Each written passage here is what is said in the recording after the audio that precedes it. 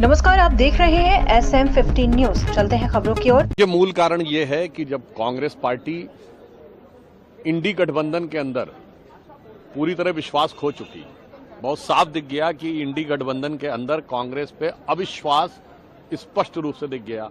शायद उसे कवर करने के लिए प्रयास किया जा रहा है। जब से संसद का सत्र शुरू हुआ है तब से इंडी गठबंधन के दलों में होड़ लगी हुई है, कौन किसको अपने मुद्दे पे लाने में प्रयास करे। सर, दो तथ्य सामने आए। पहले तो आया कि राहुल गांधी की यात्रा में सोरोस के वाइस प्रेसिडेंट शामिल हो रहे हैं। अब सोरोस का जो फाउंडेशन है वो फंड करता है, वो सवाल कांग्रेस उठाती है। तो अब जब से सोनिया गांधी का एक 3.7 अध्यक्ष का नाम है, उसके बाद हम देख रहे हैं कांग्रेस की जो आक्रामकता है वो संसद में। देखिए, क्या ये लिंक आप मैं उसको आक्रामकता नहीं, घबराहट कहूंगा, क्योंकि आपने यात्रा की बात कही तो ये विदेशी धरती से जो लोग भ्रष्टाचार या भारत विरोधी गतिविधि में संलिप्त होते हैं उनके साथ कांग्रेस के शीर्ष नेतृत्व का संबंध हमेशा से निकलता आया है। याद करिए, यूनियन कार्बाइड वाले वॉरेन एंडरसन का किसके संबंध था? भोपाल गैस त्रासदी वाले 84 में कांग्रेस का। ओटावियो कॉट्रोची से किसका संबंध निकला? कांग्रेस के शीर्ष नेतृत्व का। गाइडो हेस्के के साथ किसका संबंध निकला? कांग्रेस के शीर्ष नेतृत्व का। Christian Michel Agusta Westland deal में कांग्रेस के शीर्ष नेतृत्व का। अब जॉर्ज सोरोस कांग्रेस के शीर्ष नेतृत्व का। तो साहब, ये कहानी बहुत पुरानी है और ये यात्रा भी बहुत पुरानी है।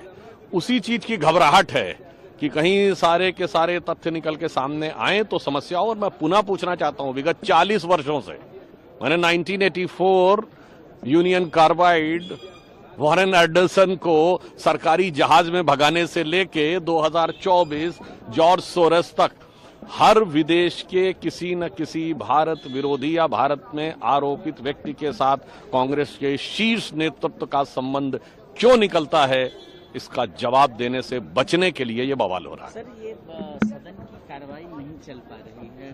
कांग्रेस या विपक्ष अडानी का मुद्दा उठा रहा है, आप लोगों की तरफ से सोरोस का विषय, इसका हल क्या निकलेगा? मुझे लगता है कि यदि वो ईमानदारी से इस विषय के ऊपर डिस्कशन करना चाहते हैं तो सारी चीजें हो सकती हैं। हमसे छोड़ें, पहले बता दें, अपने गठबंधन में जितने भी 267 के राज्यसभा में नोटिस दिए गए, किन्हीं दो दलों ने एक मुद्दे पे नहीं दिया। हमारी तरफ से जब हमने जॉर्ज सोरोस के मैटर के ऊपर 267 का नोटिस दिया तो सिर्फ बीजेपी के लोगों ने नहीं दिया, जनता दल यू के अध्यक्ष संजय झा जी का भी नोटिस था, तमिलनाडु में हमारे सहयोगी जी के वासन जी का भी नोटिस था। कांग्रेस इस मुद्दे की बात कह रही है, उस पर सहयोगी दल का एक नोटिस तो दिखाए।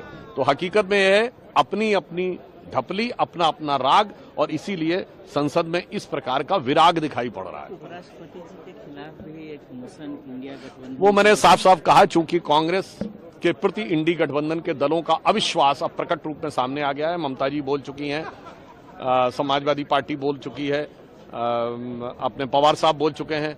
तो उस अविश्वास को कवर अप करने के लिए यह अविश्वास प्रस्ताव लाया गया है। वास्तविकता में यह कांग्रेस पार्टी के प्रति इंडी गठबंधन का अविश्वास है, जिस कारण से धरती उनके नीचे खिसक रही है। इसलिए महामहिम राष्ट्रपति के ऊपर यह अनर्गल निराधार आरोप लगाकर अपनी असफलता का बचाव करने का प्रयास है।